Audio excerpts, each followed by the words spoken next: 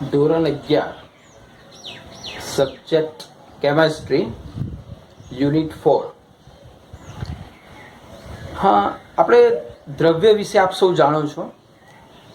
દ્રવ્ય એક અથવા જુદા જુદા પ્રકારના તત્વોમાંથી બનેલું હોય છે.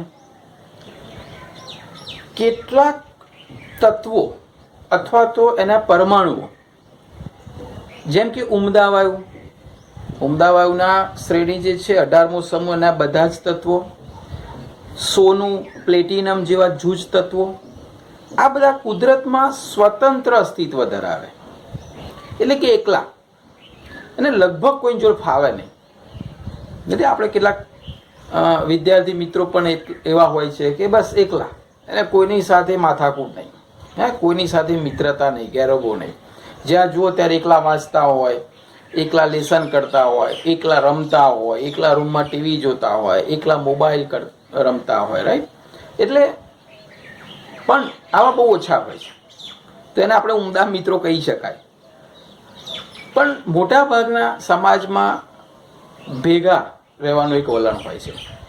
જે રીતે જંગલમાં આપણે જોયું હોય તો સિંહ છે, રીંછ છે, ચિત્તા છે, આ બધા એકલા એકલા ફરતા હોય. પણ હરણ છે, હાથી છે, ગાયો છે, બકરી, ઘેટા, આ બધાના ટોળા હોય, એટલે જૂથમાં ફરતા હોય. આવું જ કંઈક તત્વોનું છે. આવર્ત કોષ્ટકમાં જે આપ સૌએ તત્વો જોયા 1 થી 18 સમૂહમાં 7 આવર્તમાં, એમાં કહ્યું એ પ્રમાણે ખાસ ઉમદા તત્વો સોનું, પ્લેટિનમ જેવા સ્વતંત્ર, એટલે કુદરતમાં એમનું અસ્તિત્વ એકલું છે. જ્યારે બીજા તત્વો કોઈના કોઈ સાથે જોડેલા હોય છે. કોઈક એમની જાતિ સાથે જોડેલા છે, કોઈક બીજી જાતિના પરમાણુ સાથે જોડેલા છે. જાતિ એટલે કે એ તત્વ બદલાઈ જાય.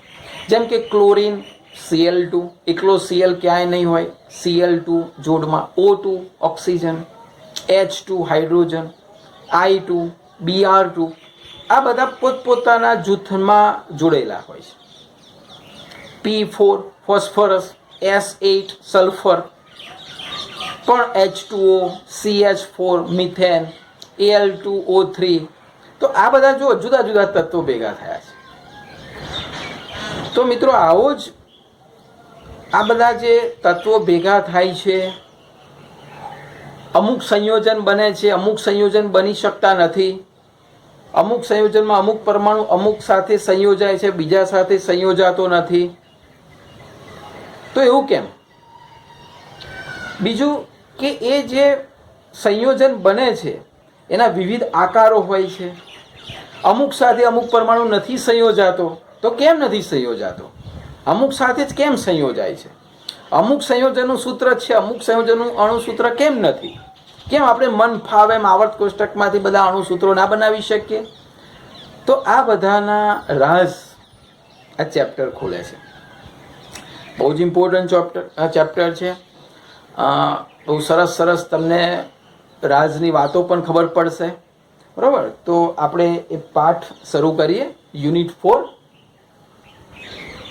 જે પાઠનું નામ છે રાસાયણિક બંધન અને આણ્વીય રચના. 2 પાઠ છે આખા ચેપ્ટરના.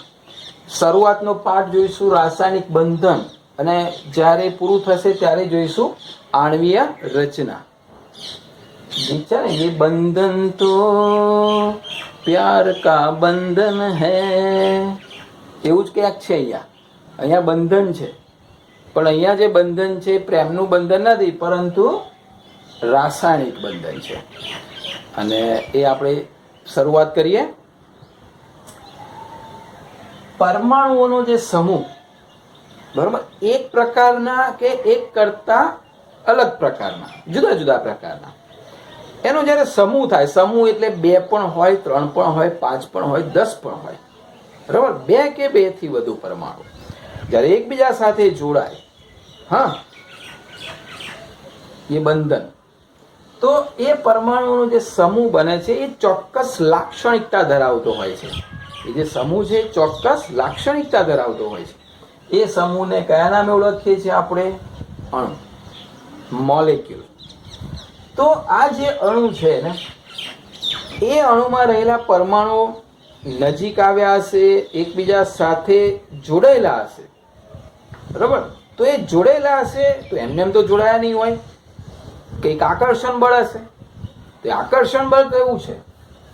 તો કે જુદી જુદી રાસાયણિક સ્પીસીસ,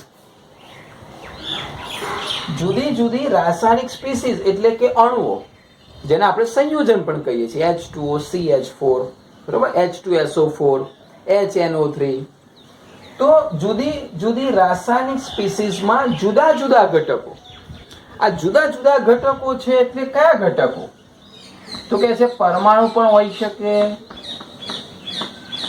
આયન પણ હોઈ શકે અને અણુ પણ હોઈ શકે.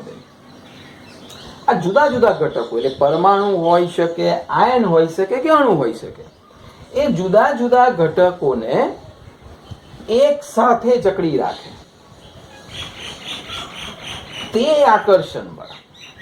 ફરીથી આપણે જે વાત કરીએ છીએ અણુ એટલે કે વિવિધ સંયોજનો, જે વાત કરી તે જુદી જુદી રાસાયણિક સ્પીસીસ, હજારો લાખો પ્રકારના અણુઓ છે ને. તો જુદી જુદી રાસાયણિક સ્પીસીસમાં જુદા જુદા ઘટકો, કયા ઘટકો? પરમાણુ, આયન કે અણુ, એક સાથે જકડી રાખે. સ્પીસીસમાં આ બધાને એક સાથે જકડી રાખે તે આકર્ષણ બળને, ये बंधन तो प्यार का बंधन है, એને કહેવાય રાસાયણિક બંધન. બરોબર? એક પ્રકારનું આકર્ષણ બળ છે અને એને કહેવાય છે રાસાયણિક બંધન. હવે આ જે રાસાયણિક બંધન જે છે એને સમજવા માટે કે ભાઈ આ કેવા પ્રકારનું આકર્ષણ બળ છે, ક્યારે ઉત્પન્ન થાય, કેમ અમુક પરમાણુ સાથે સંયોજાય, હવે કઈ શરતોને આધીન છે, તો એના માટે અલગ અલગ વૈજ્ઞાનિકોએ અલગ અલગ સિદ્ધાંતો આપ્યા. બરોબર? એ સિદ્ધાંતો જે છે સમજવા માટેના,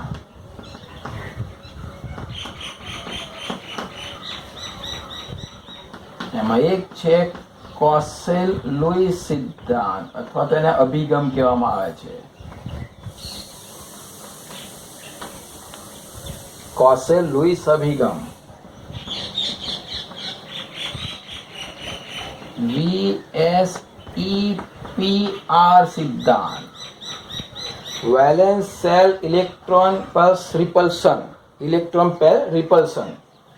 ત્યાર પછી VB, વેલેન્સ બોન્ડ થિયરી, એ તો VBT કહેવામાં આવે છે. ત્યાર પછી MO, molecular orbital theory, MOT.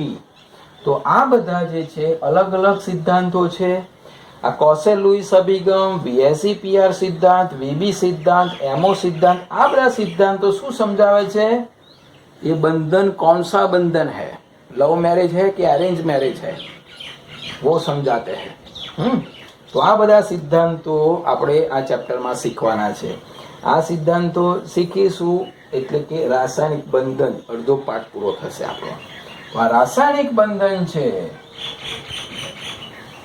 આપણા ખ્યાલ માટે કે આપણે શું શીખવા જઈ રહ્યા છે, કેટલી વસ્તુઓ શીખીશું. તો રાસાયણિક બંધન અલગ અલગ પ્રકારના છે. એમાં મુખ્ય બે પાર્ટ પડે છે. એક, જ્યારે એ આકર્ષણ બળ જે છે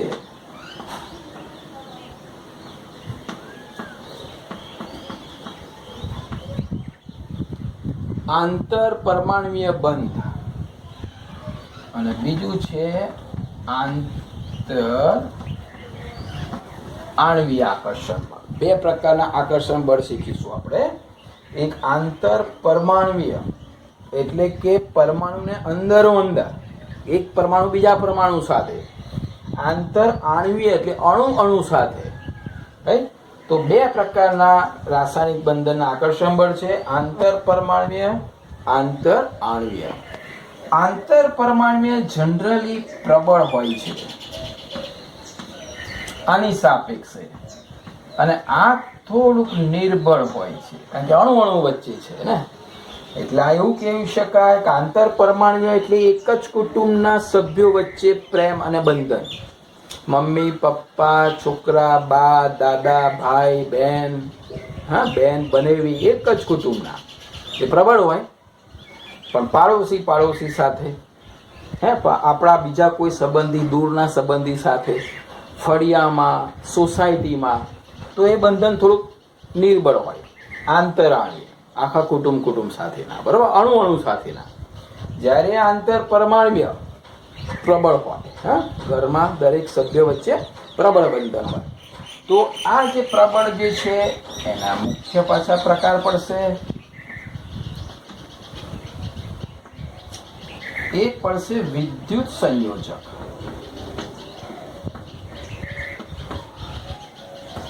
જેને તમે ઓળખો છો આયન. એટલે બંધ તરીકે લઈ લઈએ તો આ બંધ જ છે. બંધનની વાત કરીને આપણે તો આંતર પરમાણ્વીય આકર્ષણ બળમાં એક બંધ બને છે વિદ્યુત સંયોજક અથવા તો આયનીય બંધ બને છે. બીજો જે બંધ બને છે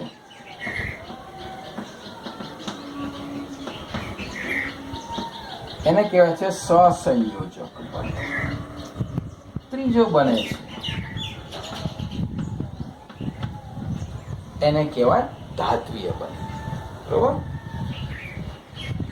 આપણે આ પાઠની અંદર આ બેની ખાસ વિશેષ ચર્ચા કરવાની છે અને શીખવાના છે ડિટેલમાં. કયા બંધ? આયનીય બંધ એટલે કે વિદ્યુત સંયોજક બંધ. બીજા નંબરનો સહસંયોજક બંધ. સહસંયોજક બંધના પાછળ 3 પ્રકાર શીખીશું આપણે આ ચેપ્ટરની અંદર. બરોબર. ધ્રુવીય બંધ, અધ્રુવીય બંધ, સવર્ગ સહસંયોજક બંધ. ધાત્વીય બંધ નીટમાં આપણે શીખીશું અને 12થમાં આવશે ડિટેલમાં. નિર્બળ આંતરાણ્વીય જે બળ છે એ 2 પ્રકારના બંધ છે. એની ચોખવટ કરવી જગ્યા છે તો એક છે હાઇડ્રોજન બંધ અને બીજું છે વાન ડર વાલ્સ બંધ. બંને નિર્બળ છે. એ આપણા 11માં શીખવાના છે. આના પછીના ચેપ્ટરમાં આના વિશે બહુ જ ડિટેલમાં આપેલું છે. આ ચેપ્ટરમાં પણ આપણે શીખીશું હાઇડ્રોજન બંધ અને વાન ડર વાલ્સ બંધ. તો આટલા પ્રકારના બંધન છે. કયા? રાસાયણિક બંધન. રાસાયણિક બંધન મેઇન 2: અણુ વચ્ચે, પરમાણુ વચ્ચે, પરમાણુ વચ્ચે પ્રબળ, અણુ વચ્ચે નિર્બળ. પ્રબળમાં વિદ્યુત સંયોજક, આયનીય બંધ, સહસંયોજક બંધ, ધાત્વીય બંધ. આ બેને બહુ જ ડિટેલમાં શીખવાના છે ઉદાહરણ સાથે. આ બંને પણ શીખવાના છે, આને પણ શીખવાના છે. બરોબર. તો આ જે છે એ આપણે શીખીએ છીએ રાસાયણિક બંધન. અને હવે સિદ્ધાંતો શીખીશું. એમાં સૌથી પહેલા લઈશું કોસેલ લુઈસ અભિગમ. અચ્છા, હવે આ જ્યારે રાસાયણિક બંધ બને છે ને ત્યારે શું થાય છે? જનરલી તમને ખબર છે કે બધા સ્થાયી થવા તરફ પ્રયત્ન કરે. રાબર્ટ પુસ્તકમાં શીખ્યા કે બધા 18માં સમૂહ જેવા પ્રયત્ન કરે કે સ્થાયી વેલ સેટ, હવે કશું કરવું નથી. તો સ્થાયી થાય એટલે કે ઉર્જા ઓછી થાય. બહુ સીધી વસ્તુ છે ને. જેમ કે હડકાયું કૂતરું હોય, મેં તમને ઉદાહરણ આપ્યું હશે કદાચ. એ હડકાયું કૂતરું ભાગ કરે, ઉર્જા બહુ જબરજસ્ત. તમે રોકવા જાઓ તો રોકાશે નહીં. કોઈને તાકાત નથી કે ભાઈ હડકાયા કૂતરા કે ભાઈ આવી જા, ચાલ આવી જા અને વાલ કરીએ લે. કેમ? કારણ કે સામે ઉર્જા વધારે છે, તમારા કરતાં વધારે છે. તો ઉર્જા વધારે છે એટલે સ્થાયી નથી, અસ્થાયી. અહીંથી ત્યાંથી એની દોડ કરે, 1 સેકન્ડ સ્થાયી છે. અને કોઈ કૂતરું શાંતિથી ઊંઘે છે, સરસ ખાધું છે અને ઓલમોસ્ટ વૃક્ષ નીચે છાંયડામાં ઊંઘી રહ્યું છે, તો એની ઉર્જા ઓછી. બરાબર, 0, કશું નહીં, ખાલી શ્વાસ એકલો લે છે. અને સ્થાયી સૌથી વધારે, સરસ સ્થાયી એકદમ રાઈટ. એટલે કે ઉર્જા ઓછી, સ્થાયિત્વ વધારે. ઉર્જા વધારે, સ્થાયી ઓછું. એવી રીતે દરેક પરમાણુ 18માં સમૂહ જેવી રચના મેળવવા પ્રયત્ન કરે. કેમ? સ્થાયી થવા માટે. તો જનરલી દરેક પ્રણાલી વધુ સ્થાયી થવા તરફ જાય.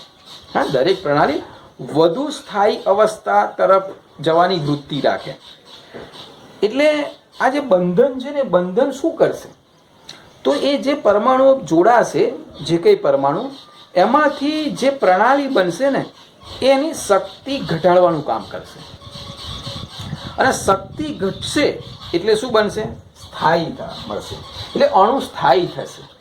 પાણીના અણુ તમે જુઓ છો તળાવમાં, વરસાદમાં બધે પાણીના અણુઓ છે, ફ્રીજમાં, આપણા માટલામાં, જગમાં, તો સ્થાયી છે ને. ક્યાં અસ્થાયી છે? ફટાફટ ક્યાં તૂટે છે? સ્થાયી છે. કેમ સ્થાયી? તો જ્યારે એચ અને ઓક્સિજન વચ્ચે બંધ બન્યો ને ત્યારે એ જે રાસાયણિક બંધન છે ને એ શું કરશે? તો એ જે તે પરમાણુની ઉર્જા હશે ને ઉર્જા જે બંધ બનાવશે એ ઉર્જાને ઘટાડશે, અને ઘટાડશે એટલે એ સ્થાયી તરફ પ્રયત્ન કરશે, એટલે સ્થાયી બનશે. બધા જ અણુઓ કેવા છે? સ્થાયી છે. અને સ્થાયી હોય તો જ અણુ શક્ય બને. બરાબર? તો આપણે અહીંયા ડિટેલમાં શીખીશું. શરૂ કરીશું કોસેલ લુઈસ અભિગમ.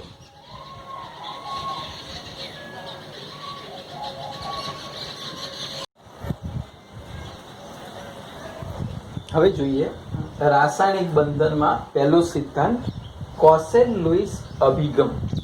બે અલગ અલગ વૈજ્ઞાનિક છે, કોસેલ લુઈસ. બંનેએ સ્વતંત્ર રીતે 1916માં આ સિદ્ધાંત આપ્યો. અને આ બંનેનો જે અભિગમ છે એમાં આપણે પહેલા લુઈસના અભિગમ વિશે જોઈએ. લુઈસે એવું કહ્યું કે કોઈ પણ પરમાણુ જે છે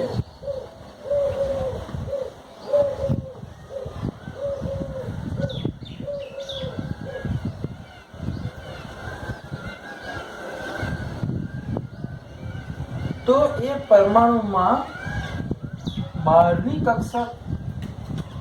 જે કક્ષા છે એને છોડીએ. ધારો કે એક ઇલેક્ટ્રોન છે, તો જ્યારે રાસાયણિક બંધનની વાત કરતા હોય ત્યારે બહારની કક્ષા છોડીને એના સિવાય જે અંદરની કક્ષા છે એટલે આ કે જેમાં 8 ઇલેક્ટ્રોન હશે અંદરની કક્ષામાં, રાઈટ? એની અંદરની કક્ષામાં 2 ઇલેક્ટ્રોન હશે. આપ સૌ જાણો છો. તો લુઈસે એવું કહ્યું કે જે પરમાણુ છે પરમાણુનું કેન્દ્ર અને કેન્દ્ર સિવાય અંદરની કક્ષાઓ યાદ રાખજો. એટલે એને એવું કહ્યું કે એમાં આ કક્ષા આવશે, આ કક્ષા આવશે અને કેન્દ્ર આવશે.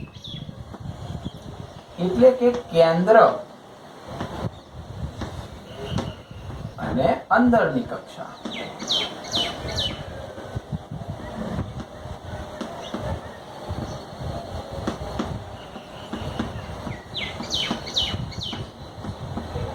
મેં નામ આપ્યું કર્નેલ.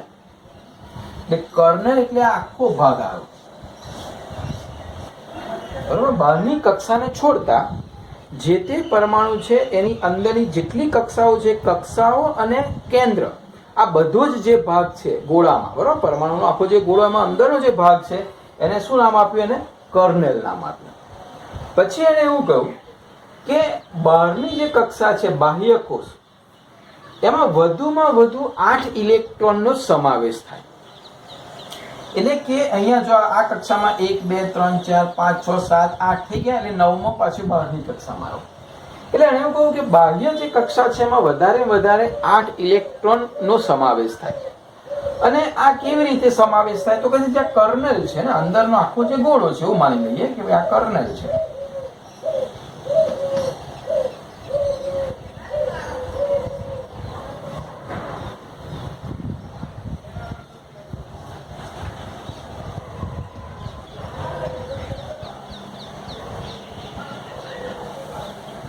તો એ કર્નેલની આજુબાજુ કલ્પના કરવાની, કર્નેલની આસપાસ સમઘન, જેની લંબાઈ પહોળાઈ ઊંચાઈ સરખી, એવો સમઘનની કલ્પના કરવાની. એ કલ્પનામાં તમે જો તો 8 ખૂણા આવશે. 1 2 3 4 5 6 7 અને 8.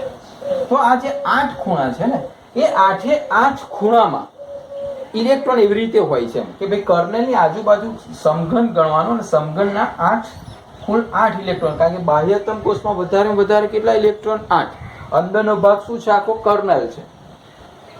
આ 8 ખૂણા ઉપર છે એવું સમજવાનું. એમાં ખાસ કરીને ઉમદા વાયુમાં તમે બહારની રચના જુઓ દરેકનું, તો NH2 NP6 એટલે 6 ને 2 8. 18મા સમૂહમાં છેલ્લી બહારની કક્ષાના ઇલેક્ટ્રોન જુઓ તો NH2 NP6 છે. એટલે 8 ઇલેક્ટ્રોન કેવી રીતે હશે? તો 8 જે ખૂણા છે સમઘનના એની ઉપર હશે. હવે ધારો કે સોડિયમ છે, તો સોડિયમમાં તો બહાર એક જ ઇલેક્ટ્રોન છે. તો સોડિયમમાં 12 ઇલેક્ટ્રોન છે, તો કોઈ એક ખૂણા ઉપર ઇલેક્ટ્રોન હશે, 7 ખૂણા ઉપર નહીં હોય. હા, આવી વાત કરી લુઈસે. અને એમને બીજો એક સરસ વિધાન આપ્યું કે પરમાણુ જ્યારે રાસાયણિક બંધનથી જોડાય, પરમાણુ એકબીજા સાથે જ્યારે રાસાયણિક બંધનથી જોડાય છે ત્યારે સ્થાયી અષ્ટક પ્રાપ્ત કરે છે. એટલે આ નિયમ અષ્ટકના નિયમ પ્રમાણે છે. આપણે ડિટેલમાં શીખીશું અષ્ટકનો નિયમ લુઈસનો. એ આ જ છે કે પરમાણુ જ્યારે રાસાયણિક બંધનથી જોડાય છે ત્યારે સ્થાયી અષ્ટક રચના પ્રાપ્ત કરે. અને તમને ખબર છે સ્થાયી અષ્ટક રચના એટલે કોના જેવી? તો કે 18મા સમૂહ બાહ્યતમ કક્ષાની અંદર બહારની ઇલેક્ટ્રોન રચના આપણે શીખ્યા NS2 NP6. તો NS2 NP6 એટલે કેટલા થયા? સીધી વસ્તુ છે ને, NS2 NP6 કોના જેવી છે? ઉમદાવાળા જેવી રચના છે. 6 ને 2 8. તો એ અષ્ટક પ્રાપ્ત કરે છે. અષ્ટક એટલે 8 ઇલેક્ટ્રોન પ્રાપ્ત કરે છે. અને પછી એ પરમાણુ એકબીજા સાથે જોડાય છે. એટલે જ્યારે બંધ બનાવે ને ત્યારે બંનેનું અષ્ટક પ્રાપ્ત થાય છે. બંને પરમાણુ જેટલા પરમાણુ જોડાય એટલા. ઉદાહરણ આપેલું છે જેમ કે NaCl બને મીઠું, તો એમાં Na+ બને અને Cl- બને. તો Na અને Cl ની ઇલેક્ટ્રોન રચના તમે જુઓ ને તો આમાં એક ઇલેક્ટ્રોન વધારાનો છે, એ દૂર કરી દે એટલે ઇલેક્ટ્રોન દૂર થઈ જાય, અષ્ટક પ્રાપ્ત કરી દીધું એને. Cl ને એક ઇલેક્ટ્રોન ખૂટે છે, 7 ઇલેક્ટ્રોન છે બહારની કક્ષામાં, તો એક ઇલેક્ટ્રોન મેળવે એટલે એને પણ અષ્ટક પૂર્ણ કર્યું. એને એક મેળવીને અષ્ટક પૂર્ણ કર્યું એટલે Cl- અને એક ગુમાવીને અષ્ટક પૂર્ણ કર્યું એટલે Na+, અને પછી બને છે NaCl. એવી રીતે H2 એકલો અપવાદ છે, એમાં અષ્ટકની જગ્યાએ ખાલી 2 ઇલેક્ટ્રોન ભાગીદારી કરે છે, એટલે હિલિયમ જેવી રચના પ્રાપ્ત કરે છે. Cl2 ની અંદર એક ઇલેક્ટ્રોનની ભાગીદારી કરીને અષ્ટક પ્રાપ્ત કરે છે. F2 માં એક ઇલેક્ટ્રોનની ભાગીદારી અષ્ટક પ્રાપ્ત કરે. ટૂંકમાં આ ડિટેલમાં આપણે શીખવાના છે, રાઈટ? તો અહીંયા આ બધા જે સંયોજનો બને છે એમાં શું છે? અષ્ટક પ્રાપ્ત કરે છે. તો આ જે વાત હતી એ લુઈસે વાત કરી. બીજી અગત્યની જે બાબત છે લુઈસે આપી, લુઈસ સંજ્ઞા. લુઈસ સંજ્ઞામાં મેઇન વસ્તુ આ છે કે અણુની રચનામાં માત્ર બાહ્ય કોષના ઇલેક્ટ્રોન બંધનમાં ભાગ લે. એટલે આપણે જે વાત કરી ને ઘનમાં જે બહારની કક્ષામાં રહે એ જ બાહ્ય કોષની વાત કરી તે જ. તો અષ્ટક પ્રાપ્ત કરે બાહ્ય કોષની વાત કરે છે, બરોબર? તો અણુની રચનામાં માત્ર બાહ્ય કોષના ઇલેક્ટ્રોન બંધમાં ભાગ લે. તો લુઈસે એના માટે સંજ્ઞા આપી કે ભાઈ એને આવી રીતે તમે દર્શાવી શકો, બરોબર? બીજા આવર્તની અંદર આપણે બધા સંયોજનો જોઈએ તો lithium, beryllium, boron, carbon, nitrogen, oxygen અને આવી રીતે તમે જોઈ શકો. અને નિયન પણ જો હવે બાહ્યતમ કક્ષાની અંદર ઇલેક્ટ્રોન રચના તમે જ્યારે લખો ત્યારે અંદરની કક્ષાની જે સૌથી બહારની કક્ષા છે ને એને ઇલેક્ટ્રોન રચના આપણે લખીએ તો એમાં જે બાહ્યતમ કક્ષામાં બાહ્ય કોષમાં જે ઇલેક્ટ્રોન છે જે બંધમાં ભાગ લે છે એને બિંદુ સ્પોટ ડોટ સ્વરૂપે દર્શાવે, બરોબર? એને લુઈસ સંજ્ઞા કહેવામાં આવે છે. આપણે એના ઘણી થિયરી લેવાના છે, ઉદાહરણ પણ ઘણા લેવાના છે. તો લિથિયમ જે છે, લિથિયમની રચના તમે જુઓ તો લિથિયમ 3 છે, રાઈટ? તો એની ઇલેક્ટ્રોન રચના તમે જોશો તો 1s2 2s1 હશે, રાઈટ? તો અંદરની નહીં, આ બહારની કક્ષા. બહારની કક્ષામાં કેટલા ઇલેક્ટ્રોન છે? 1 ઇલેક્ટ્રોન. તો એ 1 ઇલેક્ટ્રોનને અહીંયા કોઈ એક સાઈડમાં ટપકા સ્વરૂપે દર્શાવવું આ રીતે. તો આ એક ટપકું જે ડોટ્સ દર્શાવ્યું છે એનો મતલબ બાહ્ય કોષમાં એની પાસે 1 ઇલેક્ટ્રોન છે. આની પાસે બાહ્ય કોષમાં 2 ઇલેક્ટ્રોન છે, તો એને આવી રીતે દર્શાવો. આની પાસે 3 ઇલેક્ટ્રોન છે, તો બીની આજુબાજુ 3 ચાંદલા કરવાના છે. આની આજુબાજુ 4 ઇલેક્ટ્રોન છે બાહ્ય કોષમાં, તો કાર્બનની ચારે બાજુ 4 આ રીતે ચાંદલા કરવાના. નાઇટ્રોજનમાં 5 છે, 2 3 અને કોઈ એક બાજુ 2 5. ઓક્સિજનમાં 6 છે, તો 2 3 4 5 અને 6 ચાંદલા. અહીંયા 7 છે, 1 2 3 4 5 6 અને 7. અહીંયા 8 છે, તો 2 આ બાજુ, 2 નીચે, 2 આ બાજુ. તો આવી રીતે જે નિરૂપણ કર્યું છે એને કહેવાય લુઈસ સંજ્ઞા, લુઈસ નિરૂપણ. શું છે લુઈસ નિરૂપણ? તો કે બાહ્યતમ કોષમાં જે ઇલેક્ટ્રોન આવે છે એ ઇલેક્ટ્રોનને બિંદુ, ડોટ, સ્પોટ તરીકે દર્શાવવા. બરોબર? તો આ રીતે દર્શાવવામાં આવે છે. ખાસ યાદ રાખજો, જે બાહ્યતમ કોષ જે કોષ છે એમાં જેટલા ઇલેક્ટ્રોન છે એ ઇલેક્ટ્રોનના પોઈન્ટ તરીકે દર્શાવવાના છે, કારણ કે આથી આપણે અણુની રચના પણ શીખવાના છે. બરોબર? તો આ જે હતો એ લુઈસનો કોન્સેપ્ટ હતો. અને હવે આપણે કોસેટ લુઈસ અભિગમ પણ જોઈએ.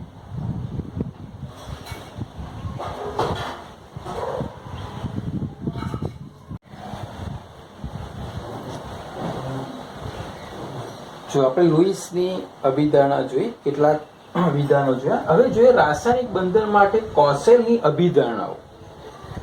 એમને આપણે આયનીય બંધ જે કહીએ, વિદ્યુત સંયોજક બંધ જે કહીએ છીએ, એના વિશે કેટલીક અભિધારણાઓ આપી. પહેલી અભિધારણા, આપ આવર્ત કોષ્ટક શીખી ગયા છો, તો આવર્ત કોષ્ટકમાં સૌથી ઊંચા વિદ્યુત ઋણ ધરાવતો કયો સમૂહ કયા નામથી ઓળખાય? યાદ કરો. આવર્ત કોષ્ટકમાં સૌથી ઊંચા વિદ્યુત ઋણ એટલે વિદ્યુત ઋણતા અથવા તો ઇલેક્ટ્રોન પ્રાપ્તિ એન્થાલ્પી સૌથી વધારે ધરાવે અથવા તો વધારે વિદ્યુત ઋણ હોય તો કોણ છે?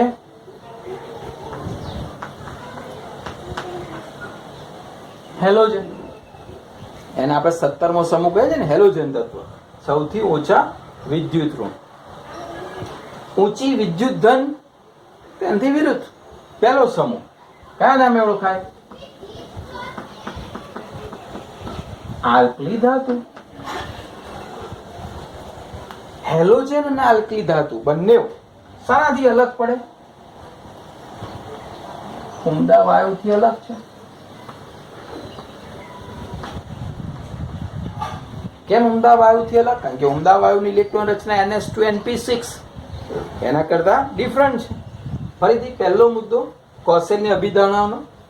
આવર્ત કોષ્ટકમાં સૌથી ઊંચા વિદ્યુત ઋણ હેલોજન તત્વ અને ઊંચી વિદ્યુત ધનમય ધાતુ એટલે કે આલ્કલી ધાતુ ઉમદા વાયુથી અલગ હોય છે. હવે આ બેની વાત કરવાની છે, હેલોજન અને આલ્કલી. તો હેલોજન અને આલ્કલી તત્વો જે છે એમનું વલણ શું છે? એ કેવી વૃત્તિ ધરાવે છે? સીધી વસ્તુ મેં તમને કહ્યું હતું કે દરેક પરમાણુ આવર્ત કોષ્ટકમાં કોના જેવું બનવા જાય? ઉમદા વાયુ જેવું. ઉમદા વાયુથી તો અલગ છે ને, એટલે એના જેવું બનવા જાય. તો હેલોજન જે છે એ શું કરશે? ઉમદા વાયુ જેવી ઇલેક્ટ્રોન રચના પ્રાપ્ત કરવા જશે. એવી રીતે આલ્કલી પણ એના જેવી રચના પ્રાપ્ત કરવા જશે. તો હેલોજન જ્યારે ઉમદા વાયુ જેવું બનવા જાય તો શું કરશે? તો એક ઇલેક્ટ્રોન મેળવશે. આલ્કલી ધાતુ એક ઇલેક્ટ્રોન ગુમાવશે. આ એક ઇલેક્ટ્રોન મેળવશે તો શું બનશે? ઋણ આયન બનશે. આ એક ઇલેક્ટ્રોન ગુમાવશે તો શું બનશે? ધન આયન. બરાબર? ફરીથી હેલોજન ને આલ્કલી ધાતુની આપણે ઉપર વાત કરી તો હેલોજન અને આલ્કલી ધાતુની વૃત્તિ શું હોય? તો હેલોજન એક ઇલેક્ટ્રોન મેળવે ને ઋણ આયન બનાવે. આલ્કલી ધાતુ એક ઇલેક્ટ્રોન ગુમાવે ને ધન આયન બનાવે. એટલે આપણી પાસે ધન આયન અને ઋણ આયન બની ગયા. કેમ બનાયા? તો કોના જેવું બનવા જાય છે? ઉમદા વાયુ જેવું. તો કે ધન અને ઋણ આયનો બન્યા પછી તો કે સ્થાયી ઉમદા વાયુ જેવી ઇલેક્ટ્રોન રચના ધરાવે. એટલે કે હવે આ બંનેની ઇલેક્ટ્રોન રચના કેવી થઈ ગઈ? NH2np6 જેવી થઈ ગઈ. એટલે કે ઉમદા વાયુની ઇલેક્ટ્રોન રચના જેવી થઈ જશે આ ધન આયન અને ઋણ આયન. બરોબર? હવે આ ધન અને ઋણ આયન જે છે એ બંને એકબીજા સાથે સ્થિર વિદ્યુતીય આકર્ષણ બળ, જેને કુલંબિક બળ પણ કહેવાય, ધન અને ઋણ. તો સ્થિર વિદ્યુતીય આકર્ષણ બળથી સ્થાયી થશે. બરાબર? ધન અને ઋણ આયન અસ્થાયી થયા. એકબીજા સાથે આકર્ષણ કરશે ધન ને ઋણ આયન. કયું આકર્ષણ? સ્થિર વિદ્યુતીય આકર્ષણ. અને સ્થિર વિદ્યુતીય આકર્ષણથી હવે પોતે સ્થાયી થશે. સ્થાયી થાય એટલે અણુ બને. આપણે શીખ્યા ને, સ્થાયી રચના થાય એટલે શું બનશે? અણુ બનશે. એ બંને એક થઈ ગયા, હવે સ્થાયી થઈ ગયા. તો આ જે હતી એ 4 અભિધારણાઓ છે. કોની? કોસેલની. ફટાફટ યાદ કરી લઈએ, પછી ઉદાહરણ જોઈએ. પહેલી અભિધાના આવર્ત કોષ્ટકમાં સૌથી ઊંચી વિદ્યુત ઋણ તો કે હેલોજન, ઊંચી વિદ્યુત ધન આલ્કલી ધાતુ, બંને ઉમદા વાયુથી અલગ. હેલોજન શું કરશે? એક ઇલેક્ટ્રોન મેળવશે અને ઋણ આયન બનાવશે. આલ્કલી ધાતુ એક ઇલેક્ટ્રોન ગુમાવશે, ધન આયન બનાવશે. પછી ધન આયન ને ઋણ આયન કોના જેવી ઇલેક્ટ્રોન રચના પ્રાપ્ત કરી? તો કે સ્થાયી ઉમદા વાયુ જેવી ઇલેક્ટ્રોન રચના પ્રાપ્ત કરશે, NH2 NP6. હવે ધન આયન ને ઋણ આયન શું કરશે એકબીજા સાથે? કયું આકર્ષણ બળ? સ્થિર વિદ્યુતીય આકર્ષણ બળથી સ્થાયી થશે. 4 અભિધારણાઓ ઉદાહરણ સાથે પૂછાય તો એક ઉદાહરણ લખીએ, જેમ કે NaCl. ચલો, Na જે છે એની ઇલેક્ટ્રોન રચના આપ સૌ જાણો છો, Ne3S1. Na માંથી Na કોણ છે? આ બંનેમાં આલ્કલી ધાતુ. આલ્કલી શું કરશે? એક ઇલેક્ટ્રોન ગુમાવશે. એક ઇલેક્ટ્રોન ગુમાવશે એટલે Na+ બનશે અને એક ઇલેક્ટ્રોન અહીંયા મુક્ત થશે. ચલો, અહીંયા આ 11 ઇલેક્ટ્રોન હતા, 10 ને 11, એમાંથી એક ગયો એટલે આ ઇલેક્ટ્રોન ગયો તો કોના જેવી રચના થઈ ગઈ? જો નિષ્ક્રિય વાયુ છે, NH2 NP6 જેવી રચના થઈ ગઈ, બરોબર? એટલે કે સ્થાયી ઉમદા વાયુ જેવી રચના થઈ ગઈ. કોની? Na+ ની, ધન આયન. ચલો, ઋણ આયન ની જોઈએ. Cl છે. Cl ની ઇલેક્ટ્રોન રચના આપણે આપ સૌ જાણો છો, Na3S2 અને 3p5. 17, 10, 11, 12, 13, 14, 15, 16, 17. ચલો, એ શું કરશે? એક ઇલેક્ટ્રોન મેળવશે. એક ઇલેક્ટ્રોન મેળવ્યો એટલે 3p6 થઈ ગઈ. એટલે કે 10 ને 2 12 ને 6 18. એટલે અહીંયા બનશે Cl-. તો એની ઇલેક્ટ્રોન રચના કેવી થઈ જશે? Na3S2 3p6. તો આ કોના જેવી રચના થઈ? અને બીજી રીતે લખવું હોય તો આર્ગોન જેવી રચના થઈ ગઈ, 18, બરોબર? એટલે આ બીજી રીતે પણ લખી શકાય. જો આને પણ નિષ્ક્રિય વાયુ જેવી રચના થઈ ગઈ, આને પણ ઉમદા વાયુ જેવી રચના થઈ ગઈ. એટલે NaCl એટલે ધન આયન ને ઋણ આયનની રચનાઓ કોના જેવી થઈ ગઈ? ધન આયન ને ૃણ આયનની રચના સ્થાયી ઉમદા વાયુ જેવી થઈ ગઈ. હવે એકબીજા સાથે NaCl શું કરશે? તો કહે છે Na+ અને Cl- એકબીજા સાથે કયા આકર્ષણથી? સ્થિર વિદ્યુતીય આકર્ષણથી સ્થાયી થશે. અને સ્થાયી થશે એટલે એમની વચ્ચે બંધ જે બનશે એ બંધનું નામ છે વિદ્યુત સંયોજક બંધ, બરાબર? તો વ્યાખ્યા એની આવી છે. ધન આયન અને ઋણ આયન, ધન આયન અને ઋણ આયન વચ્ચે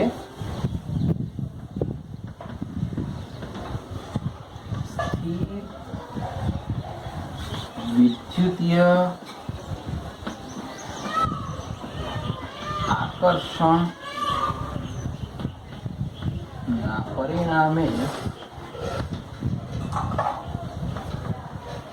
રચાતા બંધને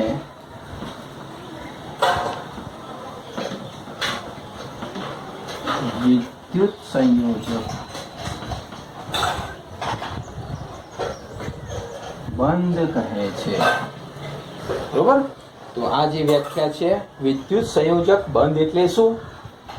તો કે ધન આયન અને ઋણ આયન વચ્ચે કયું આકર્ષણ બળ? આપણે શીખ્યા ને, સ્થિર વિદ્યુતીય આકર્ષણ બળ. સ્થિર વિદ્યુતીય આકર્ષણના પરિણામે શું બનશે? આ બે વચ્ચે બંધ બનશે.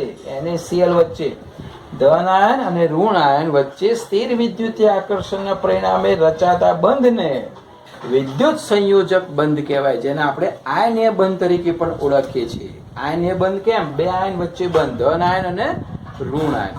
તો આ રીતે NaCl ની રચના કોસેલની અભિધારણા પ્રમાણે આ રીતે થાય, બરાબર? હવે કેટલાક સંયોજનો જેમ કે MgCl2, તો MgCl2 શું કરશે? અહીંયા Mg 2 ઇલેક્ટ્રોન ગુમાવશે તો પણ એને આના જેવી રચના થઈ જશે, Mg2+ થશે. અને Cl છે 2 પરમાણુ હશે એટલે 2 ઇલેક્ટ્રોન ગુમાવી 2 Cl- બનાવશે. તો એની પણ ઇલેક્ટ્રોન રચના નિષ્ક્રિય વાયુ જેવી. ફરી MgCl2 ભેગા થઈને MgCl2 મેગ્નેશિયમ ક્લોરાઇડ બનાવશે. એટલે આવી રીતે ધાતુ તત્વ અને અધાતુ તત્વ એટલે કે ઊંચી વિદ્યુત ધન અને ઊંચા વિદ્યુત ઋણ વચ્ચે આવી રીતે રાસાયણિક બંધ બને છે અને જેને કહેવાય વિદ્યુત સંયોજક બંધ. અને આવી અભિધારણા આપી હતી કોસેલ. બરોબર, આ ટૂંકમાં પૂછાય છે 3 માર્ક્સની કે કોસેલની અભિધારણાઓ રાસાયણિક બંધન માટે સમજાવો અને ઉદાહરણ આપો. બરોબર, તો ઉદાહરણ સાથે તમારે આ 4 અભિધારણા અને ઉદાહરણ અમને આપવાનું છે.